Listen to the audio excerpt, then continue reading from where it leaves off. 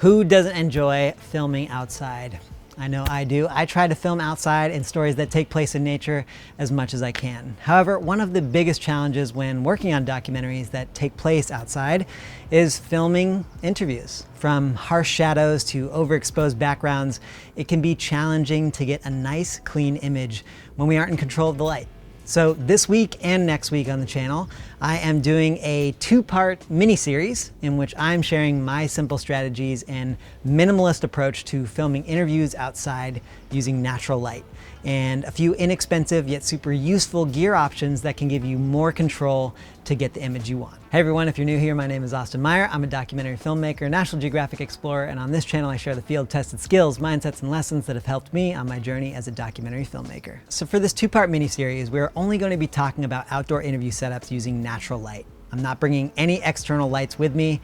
Here in part one, we'll be talking through my strategies and process when filming interviews with no light modifiers. And then next week in part two, we'll talk through how to use some very simple and inexpensive light modifiers such as scrims and negative fill to give you even more control over the look of your interviews. All right, let's go head out into the field.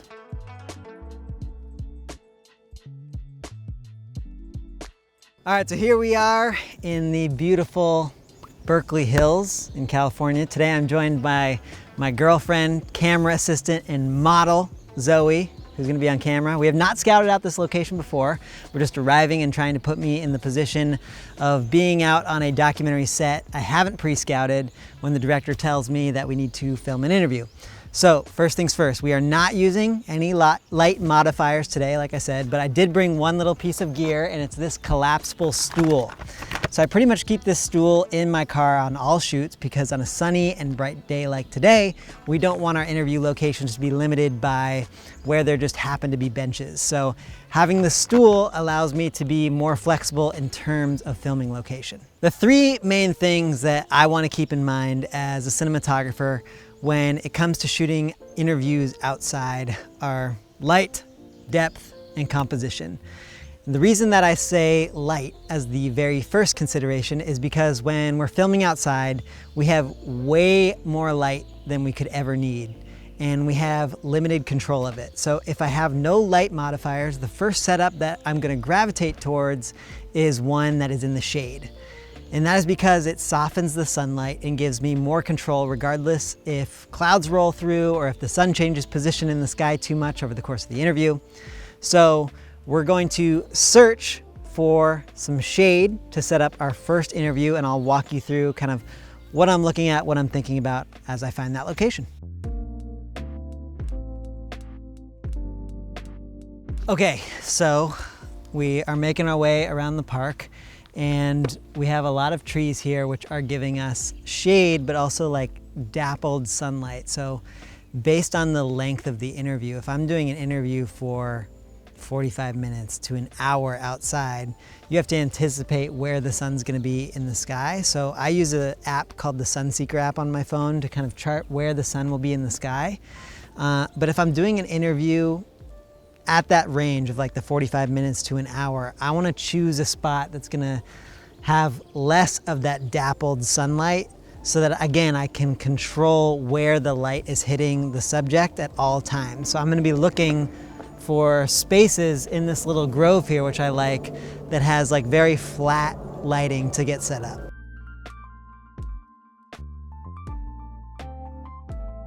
I'm liking this spot right now. So why I like this spot as a potential setup for our interview is I'm looking at, we have this bench right here, or we could place our subject right to the side of it. But essentially we're in this area of pure shade, no dappled sunlight. Now again, the sun will move, so if we were doing a longer interview here, I'd have to think about that as well.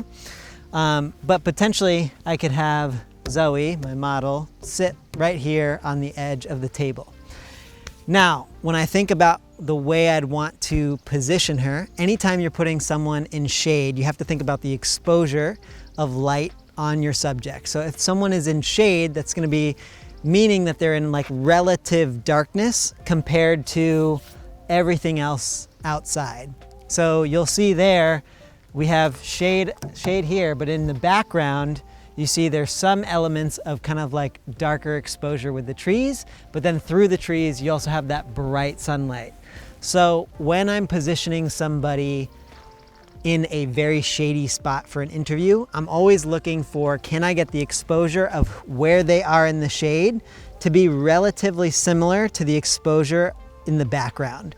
So them in the shade in the foreground, but then also some like darker light, some shade in the background or some trees. So I'm gonna try to set that up here and try to be careful about not getting too much of that sunny spot in the background, because it will be way overexposed compared to our subject in the foreground. Oftentimes when I'm framing up the interview, I'll take the camera off the tripod, try a bunch of different angles to see which one works the best. So when I told Zoe we were looking at this table, her natural position was to sit on that side of the table. So now I'm looking to see like, okay, what could that look like from a wide angle here? And again, we have a little bit of that light in the background out here, but the light on her is looking pretty nice. If we go wide angle with her sitting on the back of the table, we get a lot of table. Although we can come up like to here, and that's not too bad. It's a little close, but if I were to sit here, Zoe, could you look at my hand here? Like that could be nice. That could be nice. The other option would be to come a little bit further, and again we get a little bit of that overexposed compared to her in the background. But if I hang here, if I'm right there, it's kind of nice because the brighter backdrop behind her kind of frames her up nicely and makes her pop, makes her stand out from the backdrop. So I might look here. So let me get the tripod and we'll see how that looks. So framing Zoe up right now, kind of looking at that rule of thirds, placing her on that rule of thirds. Now, I got my stool, and if I was the interviewer or if I wanted to set the director up to do the interview, could place the stool right here, rather than having me stand up and kind of be so high above the camera. I could sit down right here. And Zoe, let's have you kind of like turn your body towards, just towards me. And so that is how our interview is currently looking. Some of the things that I'm liking about this frame, especially right now, again, the light on Zoe's face is very flat, it's soft, it's nice. Again, there's not like a ton of dimensionality because we're not controlling the light. We're not adding like a negative fill on one side of her face, but it's pretty easy to control this right here. And based on the tree cover, I don't think that the light on her face would change too much. Now, again, we are playing with some overexposure in the background, but because it kind of frames her, I'm okay with that. I like that right now. And in fact, we now have a little bit of this sun that's kind of coming in on her shoulder here, kind of separating her from the background a little bit and kind of just giving that shape to where she's sitting. And the same with the top of her head right now. It's a kind of rim lighting that's kind of nice. So I think this could be a great setup using shade, having our subject backlit. Okay, so we're gonna do one more shade setup here. And on this one, I'm gonna try to eliminate that overexposure in the background. Again, I kind of like that last spot, having it framing her body, but now I'm gonna try to look to make sure like the light here on Zoe is very consistent with the light in the background. Okay, so we're gonna do that. Just a little bit different spot, but again, we're in this same area, in this same little grove. But again, I wanna stay away from the dappled sunlight. I wanna stay away from the direct sunlight where we're gonna get intense shadows, and instead find that kind of just flat, shady spot. So here, right now we have her kind of framed up in the center of the frame. And so this could be an option if you wanted to kind of just do a straight to camera interview where we wanted her to speak directly into the camera. One of the things that I'm also looking at as I set up these interview shots is how much space there is from Zoe to that background, because I want that blurry bokeh. And so having that depth is another one of those things, as I mentioned at the beginning of the video, light, depth, and composition that I'm thinking about with these interviews. So having that depth just gives it that nice cinematic quality. So we have a lot of depth here. This could work. This could work great. If we were doing an interview where we wanted her looking off camera, let's see what we could look at. So if we turn this way, we have pretty even exposure between Zoe and the background again. Nothing out here is blown out. And we'd be in a pretty good spot when it comes to the sun movement. If we pan this way and have her looking off camera in this direction, see, now we have this little bit of a blown out spot here. And because it's not framing up her body, to me, composition wise, it makes a little less sense. So if we were gonna have Zoe look off camera, I might raise it up, try to get kind of at her eye level, like that. And then, you know, maybe zoom in a little here. And then I don't have a second stool, so I might be kneeling on this one. But one of the things that you'll notice is when you usually set up your interview participant in front of the camera, oftentimes their body position will be facing either towards the camera or where you first sat them. So make sure when you start your interview, if you're getting next to the camera and you want them to speak off camera, just make sure that they change their body position so that they're directed towards you rather than right at the camera. And let's look at our exposure here. Everything's looking really nice. And then I'd ask a question, something like, Zoe, can you tell me about why chickens are so great? Yes, I can. Chickens are so great because they're so beautiful and they're caring and loving and unique and funny and... Perfect. Awesome. Okay, so those are our shade setups.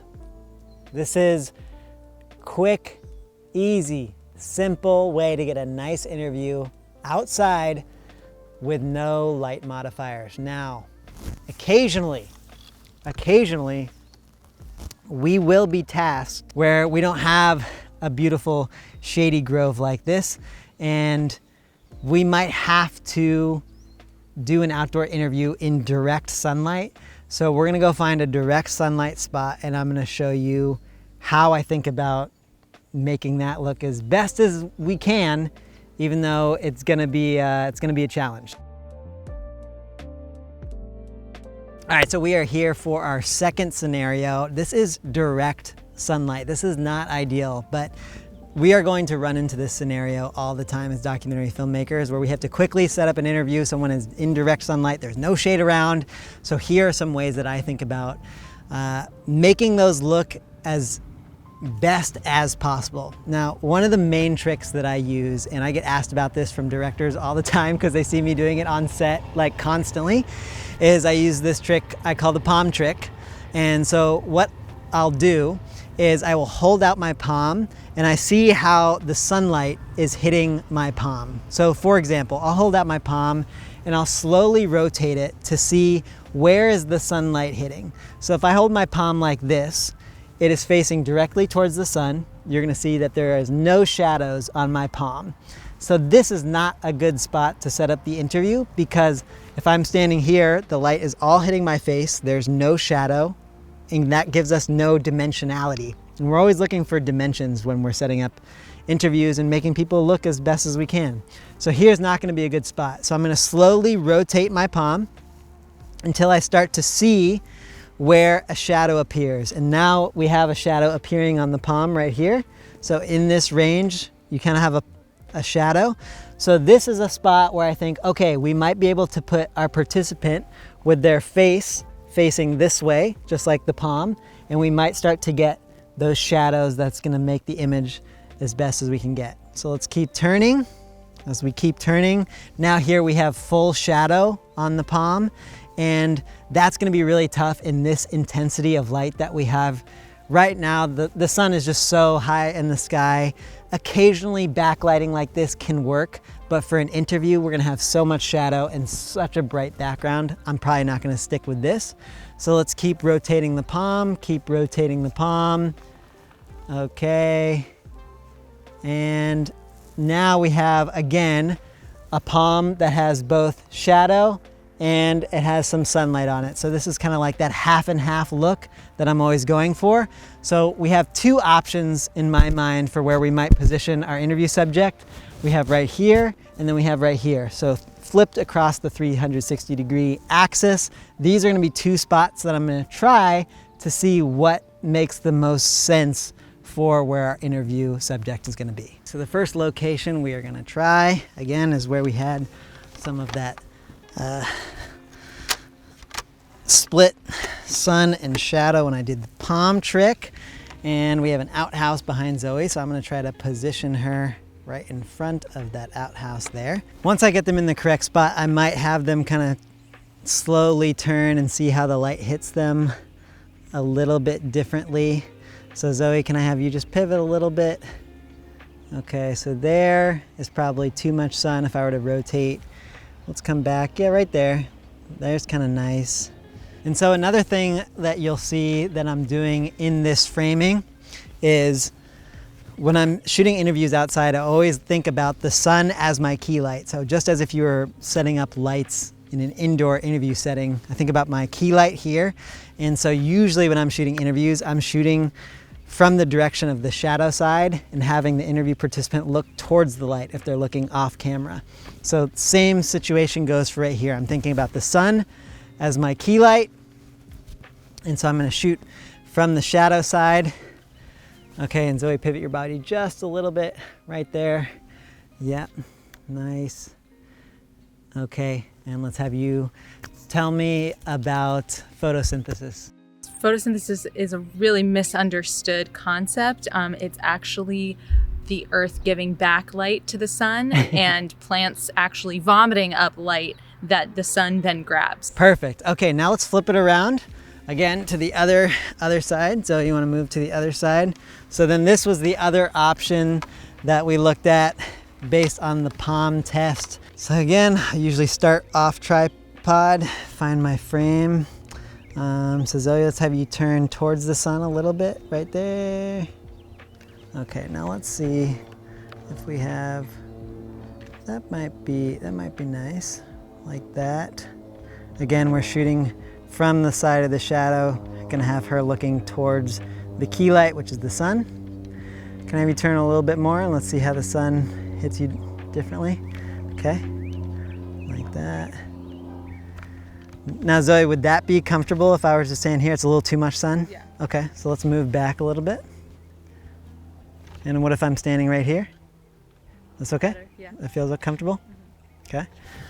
Always important to check that it would be comfortable. Okay, so let's put our camera up right there. Okay, now we are shooting on a 24-70 again. We're at 2.8 right now for our aperture. And that's a nice looking image right there. I would be really happy with based on our situation. And you know, as we think about next week and we think about using light modifiers, this might be a moment where you could see in the frame here that Zoe's hair on this side is kind of blending into this background area. So a lot of times when people use light modifiers, which we'll take a look at next week, you could set up like a little bounce card right off frame here that will bounce a little light onto her hair right here to separate it from this backdrop. But again, we don't have that luxury today. So this is what we're gonna go with. And we're gonna stay with this frame right here. And I will finalize it by having Zoe tell us about drafts. Drafts. Very important. First draft, second draft, third draft, any draft. Very important. Not great to feel drafty because then you're a little bit cold, but always good to have a variety of temperatures. Perfect. All right. So that is our sunshine setup. All right, that is it for part 1 of this 2-part mini-series looking at shooting interviews outdoors. Today we went over how to do so with no light modification, using strategies in the shade and also in direct sunlight. We got to make the best out of what we have available to us, and those are some tricks and strategies that I hope you can use in your process. Come on back next week for part 2, where we're going to be talking about using some lightweight, inexpensive, super simple light modification tools to help you even improve your image more. So I'll see you then, and until next week, go out and tell some stories.